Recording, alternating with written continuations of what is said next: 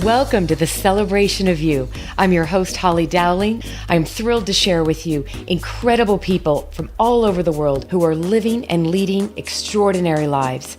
From overcoming immense adversity to discovering the secret sauce to leading with courage and grace. Their stories are going to bring you hope and inspiration. Now let the stories begin. Well, we're already giggling and we already know we might cry, but the beauty of what you're about to hear from this amazing gift, I feel so blessed to be in the presence and, well, I have to say virtual presence, because the guest today, to all the amazing listeners out there, I want you to know that another reason why this show, the Celebration of You, has become what it is today, and an opportunity to share stories that bring hope and bring light into people's darkness. Because of this show, the guest that I'm about to introduce you to, this brilliant, beautiful, amazing woman, was all given to me because of this show by somebody that is connected with us and has been listening to these shows. So without further ado, I would like to introduce the beautiful new friend in my life, Rebecca Koegel. Rebecca, thank you for being here. Hi, thank you so much for having me. I feel really honored to be here to talk with you. Well, we are all honored. I'm more honored and more privileged because you have a remarkable story. And I have to say, on a really positive light, I just want to say, my new friend, that I love the post you did last week. You did a beautiful post before we even interviewed. And it made me go, wow, you truly are a remarkable woman. Oh, thank you. I was just so excited. I had to share it. You're like, here we go. Yeah. And we're going to record and have some fun. But just to give us a little background, I know by education, you're a lawyer. Take us through kind of what you're doing today. You got a lot of cool passions happening in your life. I do. So right now I am mostly full-time a portrait photographer, where I focus on maternity and newborns and children and families. I am also a lawyer. I have been practicing law since 2003, but it never totally fulfilled my heart. And I was always looking for something that had creative expression, because I have a very strong creative, need to be creative in my life. And I actually went to law school to do art and museum law and cultural property. And so I went to a school that offered that. Through my path, I ended up working in large law firms, doing commercial litigation. And then I moved to the corporate department doing transactional work and mergers and acquisitions.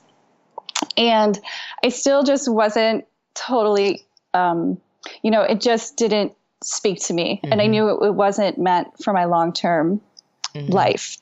And so I started, almost 10 years ago now. I got a nice camera when I turned 30, and I started taking photography classes just on the side for creative expression, a hobby. And then I had my first child, and I started taking portraits of him, and then it started being friends, kids, and then friends of friends. And I grew this little business on the side. And then, about 6 years ago, I decided to leave the firm. I resigned and I went out on my own, and I've been focusing on my photography business. And then I do some legal work still on the side. I help other creative professionals get their businesses started. And I help, I have a website where I sell form legal documents for photographers, like portrait agreements and wedding agreements and that sort of thing. But my main focus is definitely on the photography. And then earlier this year, I started a blog, and where I share my personal story, what I've gone through the last few years. So yeah, my hand's kind of in a bunch of different places, but it all is fulfilling to me. So I just keep doing it. I love it. I love it. And you know what is so cool right now? If you could see me, I'm literally sitting here, and everybody that listens knows I get really giddy and goosies, but I'm sitting here smiling because I just want to know how many people, so I have to ask you this, how many people are so inspired just by the fact that being a lawyer, right? And so many people. And by the way, Rebecca, I'm going to make a confession. I went to college thinking I wanted to be a lawyer. And I'm the girl I called my dad at the beginning of my junior year and said, no, I hate this. And I think I'm going to drop out and go travel the world. And that's another whole story. I didn't drop out, but I did end up becoming a cruise director. So figure that one, right? Which is amazing. I love that. When I heard that on one of your podcasts, I love that story. Well, it's kind of like what you went and did, right? You finished school, you became a lawyer, but I love what I just heard in your voice. And I want everybody out there, you haven't even begun to hear the story we're going down, but what you just did was, without realizing it, you're giving people permission to say, I did this, but I still wasn't feeling fulfilled. There was something more, right? That was nudging you. And if they could see the picture I saw of you when we got on to do this interview, and I'm like, oh, that's a great picture. And you go, oh, that's a self-portrait. I'm like, what? If that's what a self-portrait looks like, I'm like, my goodness, you're talented. Oh, well, thank you so much. I really feel that it's so important for everyone to be fulfilled in the work they do, because when they are fulfilled, that's when they're going to give the most of themselves. That's when you give your true authentic self, is when you really feel it in your heart that you're doing what you're supposed to be doing. Yes, my dear. Yes. Yeah. And now you've got, this creative outlet, of course, right? We can, as the artist in you, right? And doing the photography and then doing a blog and your gift of writing. It's amazing how, and I do say this, it's amazing how God and the universe, things begin to come together in ways that we could never have imagined, nor could we ever plan for. But it's tapping into those gifts that you have that are going to change lives. So take us to, a part of your blog has a lot to do with the events that have happened in your life over the last few years. So I'm going to let you take me where you want to go, because I purposely told Rebecca, everybody, I purposely don't learn everything about the guests, because all I know is there's something, you're amazing, and you've had quite the adversity and you've handled it remarkably. So tell us, where do you want to start on that note? Okay. I will start a few years ago. No, I'll go back even before then. Okay. So my husband and I were married when we were both 27, and he was a banker. He was doing lending, and I was a lawyer. And we had this very picture perfect life. By all intents and purposes, I'm sure people would look at us as having achieved success. That very established opinion of what society considers to be successful. Yes. And then we went through quite a few bumps and turns, because we live in Florida, and we all know we had that real estate bubble burst, and then we had the Great Recession of 2008 and 9, and he lost his job. There's so much to the story that we went through. And then that's when I decided that I was going to leave the firm and go out on my own. And then a few years later, I walk into the kitchen, and he says, in one morning, and he says, we have to talk. There's an article in the newspaper today, and I am being charged with mortgage fraud. Oh my. And he told you that in the morning of the newspaper? Right. Yes. It was when it came out. Oh. And that was, 4 years ago now. And so and the mortgage fraud was from when he was a banker, from 2005. Okay. So it was like those years leading up to, so this didn't even catch up with, none of this came out for years after that, right? Right. It takes a really long time, to go through that process. And at that time, let me think about how my son was 4.5, and we had a daughter who was not even a year. She was like 8 months old at this time. Oh, 2 little ones. Yes, 2 very little ones.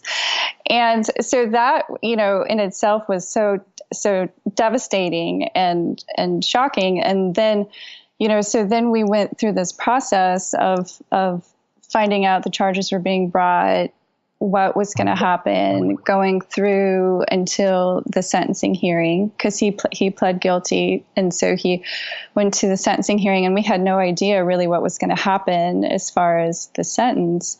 And this is where I start my blog, basically, is the day of the sentencing hearing. So I kind of go through a little bit of the emotions and what had happened leading up to that point, because that was all such shaky ground anyways, leading up into the sentencing, the what ifs, what is going to happen, all of the different scenarios running through my head. And then us obviously dealing with our own personal relationship things from learning about what was going to happen. And then anyway, so we go into the sentencing hearing, and that's when we find out that he was sentenced to 3.5 years of, and then also some probation time. And so that was just completely changed my whole life that day, and changed his whole life. And I mean, I don't think that when, like, I can sit here and talk about it because I know that I've survived it. Yeah. But on that day, like in the courtroom, I wished that I was anywhere but there. Oh. Like I did not think that we would be able to overcome that this hardship and this challenge. Is just, I mean, it basically broke our family apart for the years that he was gone. And so then, because it was white collar crime, he was given 30 days to surrender to a minimum security federal prison. And what does that mean when you say surrender? When you say surrender, it means you turn yourself in. Okay. Like you drive yourself there and you knock on the door and you say, I'm here to serve my sentence. Like he was never taken in handcuffs or anything. Like he wasn't taken away. I never saw him. It was treated differently because it is nonviolent. Okay. And it's white collar. So then we found out that we had this sentence and we had 30 days basically to prepare for it. How do you prepare? Right. Right. I mean, Rebecca, okay, first of all, before I even ask you that, from the day of that morning in your kitchen and him sitting you down and telling you, and I'm starting to get emotional myself because I can only imagine what this was like for you, from that morning to the day of sentencing, how much time was there? Was there months? Was that a year? Was that 2 weeks? It was months. So it was about 6 months. Okay. And just during that 6 months, you were going through the whole what ifs, no, not even knowing. So that's a journey in itself. Right. I mean, I even remember at Christmas time that year being with we have big families and we get together for big celebrations. And I just remember sitting there at Christmas and everyone was having so much fun. The kids were so happy and everyone was engaging. And I thought, what if this is the last time we are together like this? Because I didn't know. Yeah. Like I had no idea how long the sentence was going to be. I had no idea if we would make it through. I had no idea if we would still be together. Like I had no idea about any of it. So you hope for the best, but your mind goes through all these possible scenarios of what actually your life will look like after it happens. And you just don't know. Right. Well, you don't know because you had no idea. That morning, your life changed.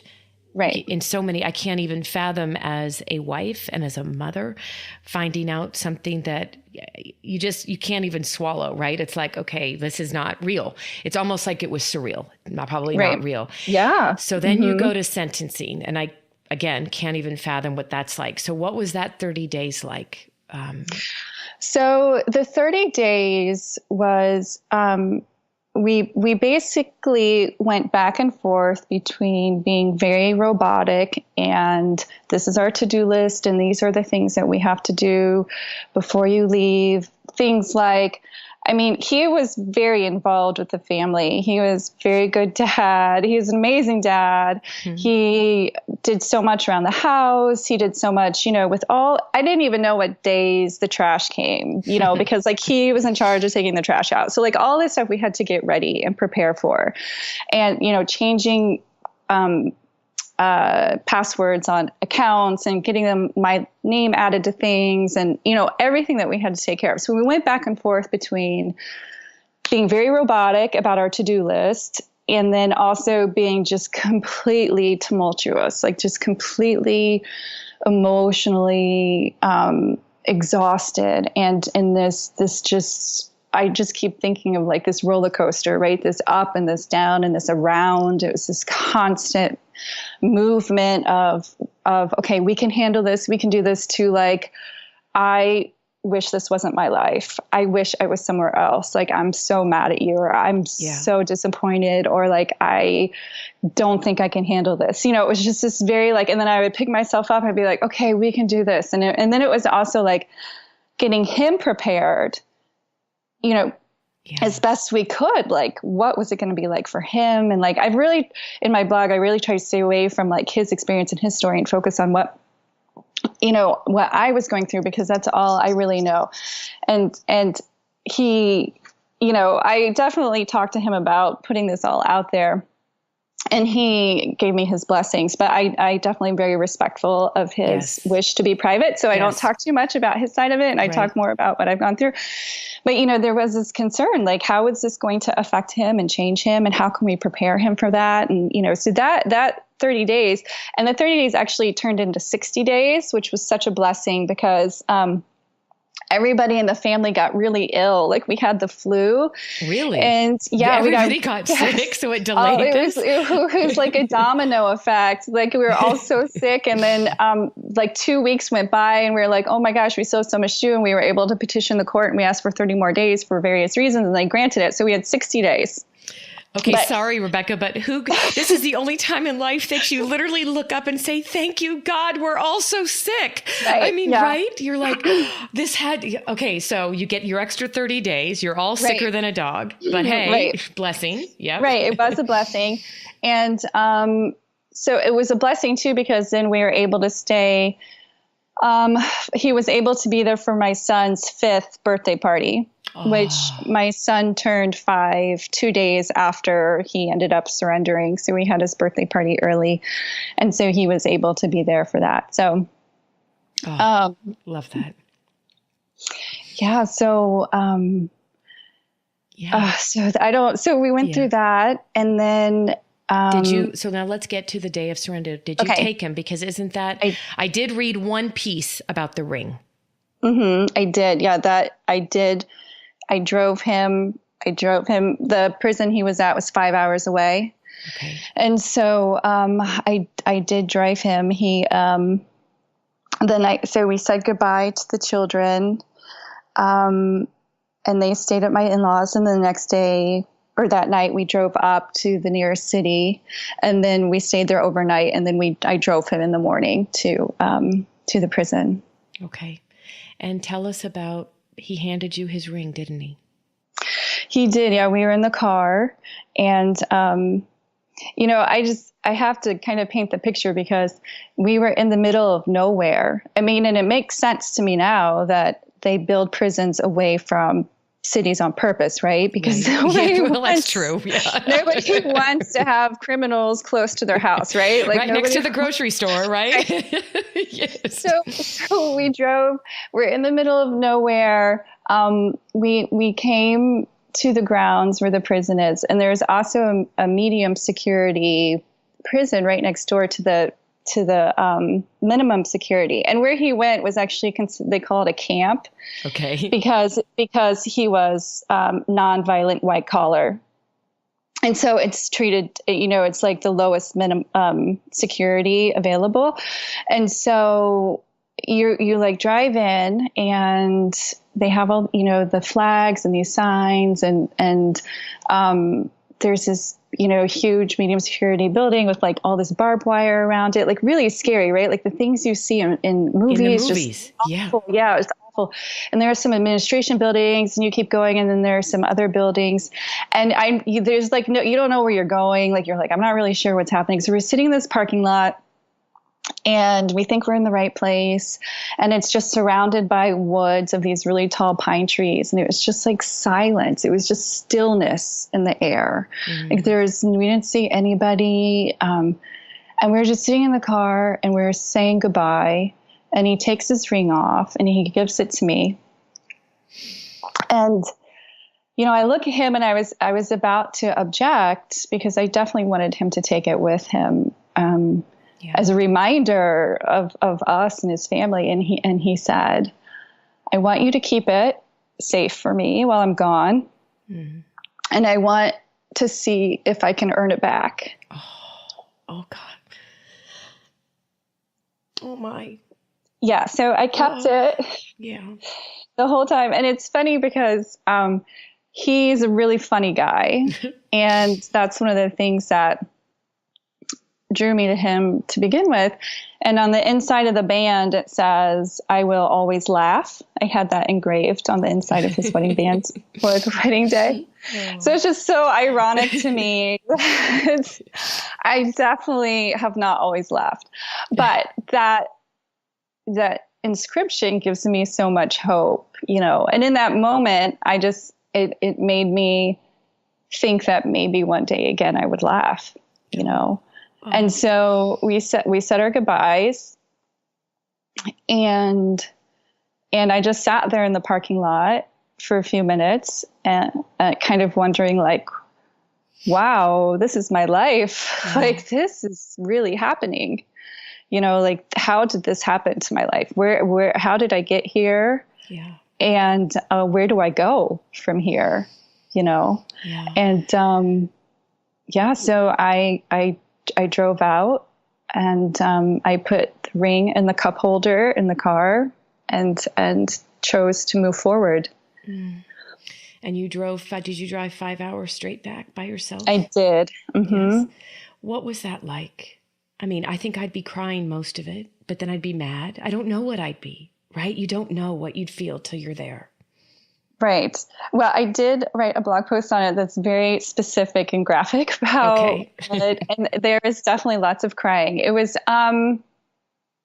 Did you scream at God? I would scream. Yeah, I screamed. I screamed in my car. And what's interesting is that I'm not a scream. Like, I am not a loud person. Like, I'm I'm a quiet person.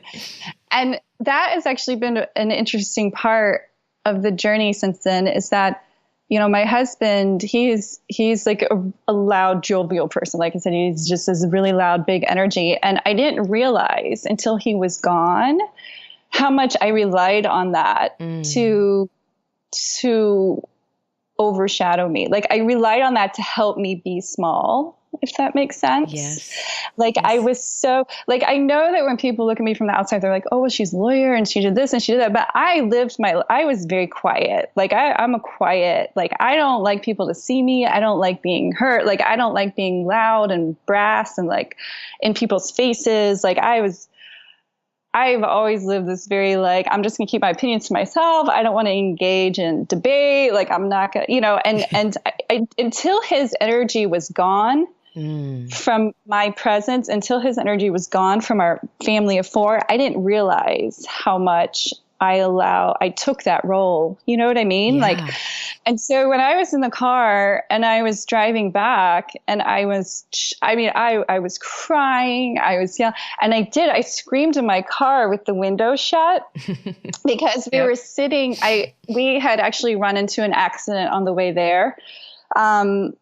Like this really bad car accident had just happened on this little two-lane highway out in the country when we were driving to the prison, and we were able to find a way to go around it. But on the way back, like, I just drove straight into the traffic because I didn't care. Like, I didn't care to get anywhere fast. And I just sat there, I don't know, for like an extra hour in this traffic from this accident. And I just cried and I screamed and I was really loud, and but then I kind of like wore myself out. Yeah, you were worn out. You're like, you got back home and you're like, all right, I got it all out. Right. Now so what's next? Right. So the rest of the ride was pretty much in silence. Like, I didn't listen to the radio. I didn't listen to audiobooks, podcasts. Like, I think I was just silent and I was just driving.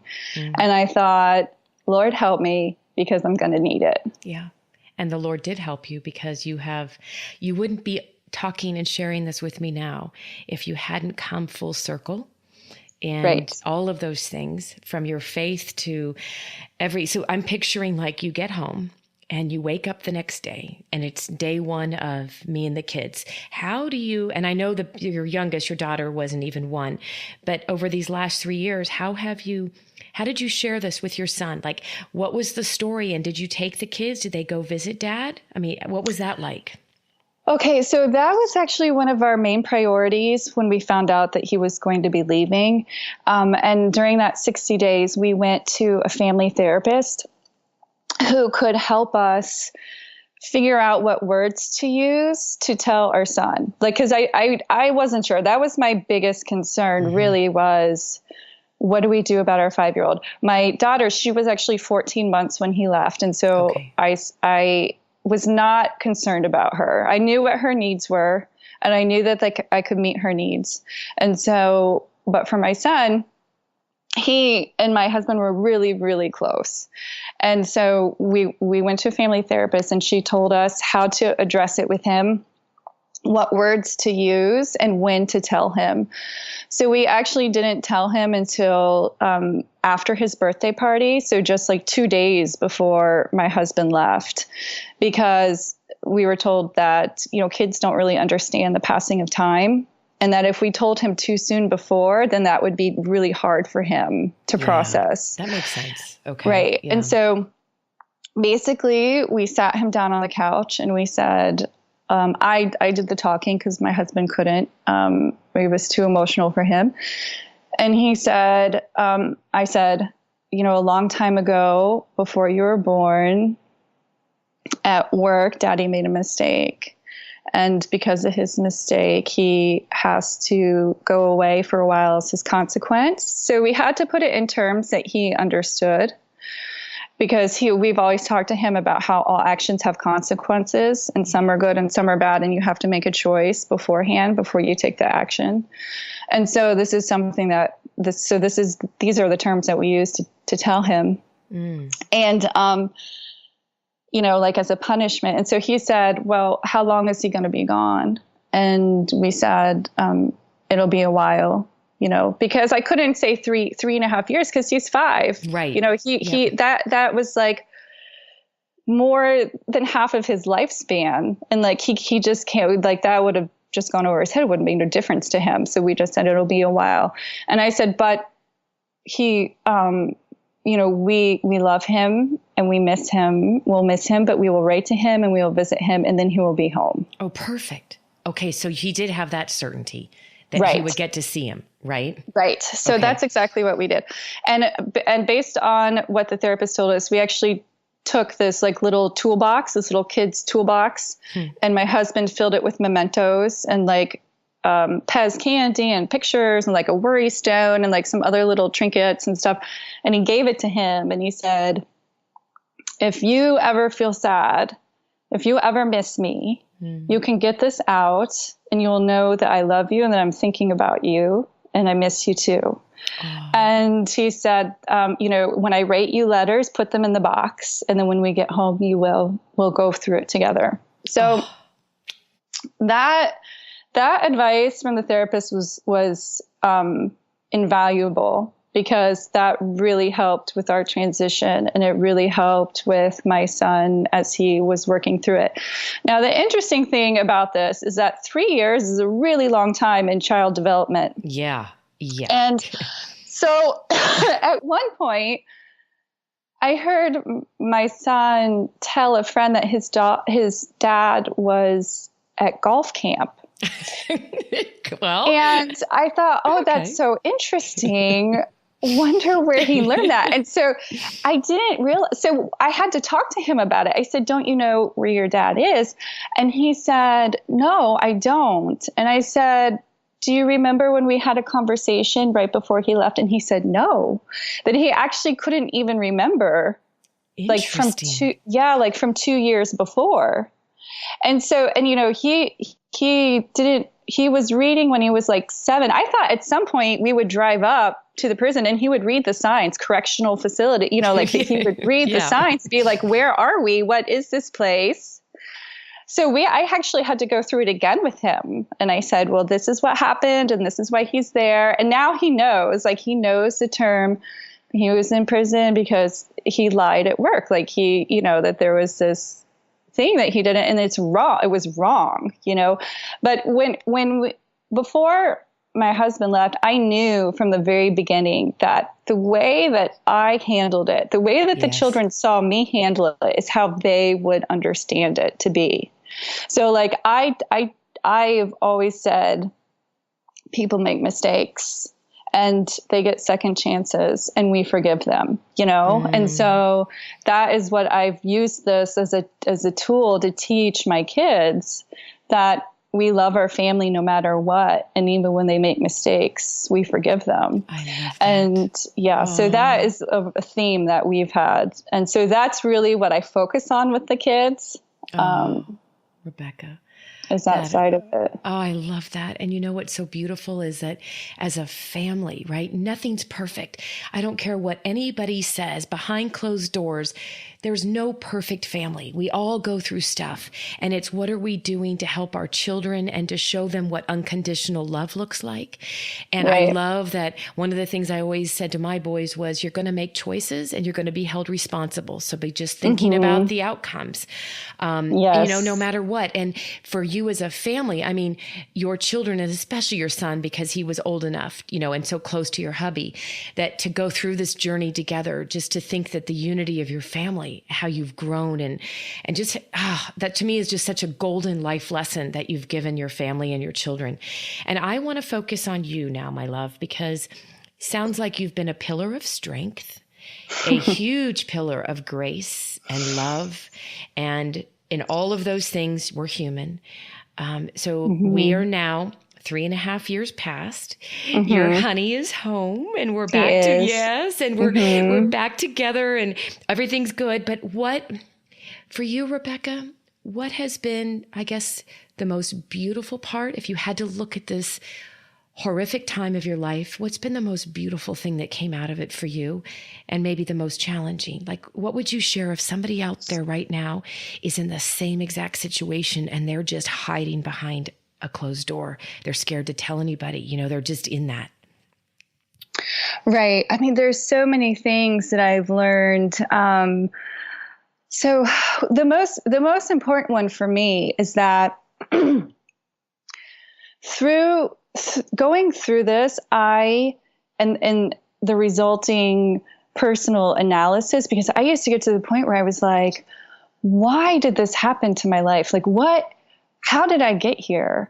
And how am I supposed to feel about it? Because there was a long period of time where I didn't tell people, and I was ashamed and I was embarrassed. And it was because I was worried what they would think about my family. And I hated that feeling of having to hide that there was something wrong with me, or that there was something that wasn't worthy of other people's understanding. And I just got to this point where I said, I know there is something I am supposed to be learning from this. Because I was struggling. I was not a pillar of strength. I'll tell you, I really appreciate that. But I failed so many days. There were so many days where it was all I could do was to get the kids to school. I probably hadn't even brushed my teeth or had breakfast, and they probably were late. And then I would come home and the house was a mess, and I was trying to get through all my work, like being self-employed. It takes a lot of effort and a lot of time. And I was trying to get through my work and making sure I had all of my emails and my phone, I was just always so scattered and overwhelmed. And I did not feel strong on many, many days. I used to say, I'm just in survival mode. Just in survival mode. This is temporary, and then it'll be over and it'll be okay. But I got so tired of that. I got so tired of feeling exhausted and feeling overwhelmed and feeling like I was failing. Literally every day I was like, I am not strong enough for this. I am not one of those super women who can do it all. I am not, and I remember having very harsh words for myself, and I was holding myself to and then I said, you know what, if I could just get to this place where I have control over my life, then I will feel strong enough to do this. And I never got there. I mean, this was like months and years. And then when I couldn't do that, I got to the point where I was like, okay, well, what am I supposed to be learning? Like, if I can't perfect this in a way that I'm expecting myself to perfect it, what am I supposed to learn? And I went through this whole analysis of myself, because when you are faced with struggle like this, a personal challenge like this, every one of your insecurities pops to the surface. Like, it is not just, I have to make it through this. It's like, oh my gosh, I don't like this about myself, and I can't do this, and I'm not a good enough business owner, and I'm not doing this well, and I'm not a good enough mom, and I can't, like, I just had like this myriad of negative self-talk that was surrounding me. And like, one by one, I said, what am I supposed to be learning from this to change my life? Because there is a reason why I am going through this. And I just kept going through that process every day. And it was really painful, and it was really hard. And I got to the point where I was like, number one, my self-worth does not come from what other people think of me. And so I really had to find that self-worth comes from inside my heart. Knowing that I am worthy of being here on earth and living this life, and it doesn't come from what other people think of me. So if someone else is going to judge my family or my husband or us or whatever for going through this, then that is on them. And that is more an indication of how they feel about themselves and their world, and not about me. Oh, I'm just giving you like an applause right now. No, seriously, because do you know how powerful that transformation for you was? I mean, I'm not a psychologist at all, but just being a human being and being through all the crap we go through, for you to get to that place. And I'm sitting here listening to you going, I'm seeing this beautiful human being going, knowing God chose you. He needed you to be that wife for your husband, and to be that mother who through this could grow. And it sounds to me like one of your greatest gifts might have just blossomed because of this. Your writing is exquisite. Was that therapy for you? Do you think that was all part of the therapy? Okay. Yeah, the writing is very therapeutic for me. And I actually have been writing my whole life. I was one of those kids who journaled. Like, I was an angsty teenager listening to like Tori Amos and Sarah McLachlan, and like writing about all of my feelings. I used to write poetry, and I've like written a journal off and on, through adulthood. And, so when I was writing, it really helped me solidify how I feel about something. Just getting it out and releasing it is so cleansing for me. And, I think my writing has such an impact because I am an emotional person. Like, I'm a really sensitive, highly sensitive person. I'm empathic, and I always saw that as a weakness. Right. Like, I thought that I was like, why am I crying at this music? Why am I crying? Like, I would go to art museums and I would cry just seeing art in person. I mean, like, I get goosebumps, same as you. Oh, yes. I get synchronicity with people. Yes. Like, I saw it as the biggest weakness. Like, I thought that I was the weakest person.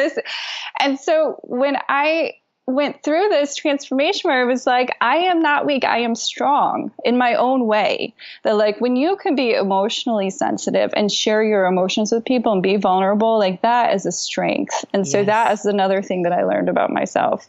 Oh, I love that. And the reality is, Rebecca, tears are beautiful. I learned many years ago, I'm never apologizing for crying, because I've been known to cry in the previews in a movie. My husband will go, "What? You're crying in the preview? We haven't even gotten to the movie yet." But it's tears of joy too, right? It's like, and that is what makes you beautiful and amazing. So I'm so glad. I love you even more for saying, I am not apologizing for that. And that doesn't make you weak. It actually makes you, one of my favorite lines is, you don't have to be perfect to be priceless. Right. And letting go of that need. And I think we as women really struggle with that, of that wearing all the hats, right? And needing to be perfect and in control. And here you were just battling this, like you were in survival mode. But when you started saying, what can I learn from this?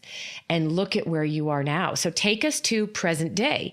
did you go pick up your husband? I'm assuming you did, right? Like that part. I did pick him up. Yes. Okay. Mm-hmm. And what was that like? It was really weird and amazing. He actually spent 9 months at a halfway house here in Orlando. So he did serve 3 full years of the 3.5-year sentence. And so I actually picked him up last September. Was it last September? Yeah. And so I drove him down, and that, I mean, it was amazing. And it was such a gift to spend that time with him, just him and I in the car. He was listening to music, like, I want to hear this song or that. I haven't, because he hadn't been able to be exposed to all of these things, so he was just enjoying being out and seeing the landscape and other people and stopping at, where do you want to eat and all that kind of stuff. And then I had to drop him off at the halfway house here in Orlando. And, I was like, see you later. Oh. Bye. Oh. So, it was a real, so it was amazing, but it was not over then. It wasn't the end. It wasn't like a reunion and then he came home. It was this, they do this, this whole integration back into society. So, that over the 9 months where he was there, he had some freedom and we were able to visit him, but then he had to go to work and he had to follow all these rules and curfews and stuff. So it's a very interesting process to go from being totally separated from someone to being back in their presence, and for him reintegrating back into the family. I mean, that could be a whole book and it's like a whole, you know what I mean? Like there's so much material to talk about with this whole kind of stuff, because also there are no resources for this. Like I was trying to find some information about how, what percentage of families stay together through incarceration. And there's no real studies on it. Some article I read said that up to there's a 90% divorce rate in the first year alone through incarceration. Really? But I'm sure there's a whole bunch of other socioeconomic things, factors, there's so much to look at. It's such a complicated issue. But yeah, it's the whole really interesting process, not just from what actually happens, but from an emotional standpoint. But, we made it through. So you did. And the children, right, were a family. And, you just said something. And I think this is a really good, I want everybody to hear this, because thinking about tying this up, this amazing, your courage, you being so brave to share this, but you said there are no resources. Well, maybe that was God's plan for you. You will become the resource, the blog, people out there that are dealing with this and are scared to say a word to anybody, right?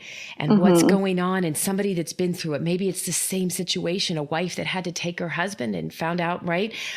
You are that source, even if it's for people to read your blog and be able to go, I'm not alone. This is not a fiction, gang. This is not a fiction story. This is not a novel that Rebecca decided to write and now she's sharing with Holly on the show, right? This is the real, right? It's hold on. But just to hear you say that, it's this is how those resources begin, is when someone who's willing to take the courage and step out of self to say, if this journey alone is to help other people, then you were willing to do it. And you told me that in the email. You said, I'm willing to share the story if it can help someone else. And that's what you're doing. You're doing it. Yeah. So what, I have to ask you 2 things before we wrap this up, my friend. Sure. If you were to, I always love to ask my guests this, but this one's really powerful for me. If you were to go back to your mid to late 20s, before you were maybe even married or maybe early marriage, what advice would you give your 25-year-old self, that woman, based on who you are today and what you've been through? What advice would you give her knowing what you know today? Oh man, that's a little tough. I would say that you are perfect the way you are, and that you need to learn to listen to your heart and your intuition to guide you through life. Wouldn't it be nice if children could be given that gift to listen to their heart and their intuition? Yes. And that's actually something I work on with my children. So it's a lovely thing. It is. And I think, and I want to give parents, anybody out there, parents, not blaming you if you don't, we tend to it's all with good intentions. We tend to dictate what we believe is the best thing for our children, right? Like, and, oh, you should do this and you should do this and you need to go. At the end of the day, if we could raise our children to listen to their heart and their intuition and the spirit within, it's amazing the gift that you can just give your children as they come into, especially mine. They're all 3 adults now. And to watch them expand and grow and let their wings and fly, right? But not to say there hasn't been some rough roads on that path, my dear, right? That's all part of life. Exactly. Well, I would love for people to tell us how they can read your blog. I know people are going to want to read your blog. And if you are okay with it, or they can send questions if they want to reach out to me, but whatever works and gives you the highest level of respect. If they want to know more from you and they want to read your blog, how can they go about doing that? Sure. The blog is, it's called On Being Human and Things. So it's www.onbeinghumanandthings.com. I don't know. Do you think that came across, or should I spell it? No, it sounds good. We'll have it in the blog. We'll put it in the blog for everybody. Yeah. And they can send me email if they want. It's Rebecca, Rebecca, at onbeinghumanandthings.com. Oh, I love that. Thank you for being with me. Thank you for sharing your heart and your soul and for just pulling back the layers of the onion. And, I've had this incredible nudge this time since we've been talking. And I just want to give you this, and you can share this with him. But if the day ever comes that your husband would be ready to share his side, I think there'd be a lot of people's lives and a lot of men who would get such hope. So will you tell him I would love to have him as a guest if that day ever comes that he's ready to talk? I will definitely tell him. Yes, because it took the strong woman to be able to say, and he gave you the blessing to start talking. Did. Yes. Well, we are connected forever and ever and ever. You are in my life forever. I love it. I love you. I think you're amazing. And whatever I can do to continue to support you, please continue to send me pictures and let me know what I can do to support you on your beautiful journey. Okay? Okay. Thank you so much. You're welcome. Bye, darling. Bye. Thank you for joining me for another awesome celebration of you.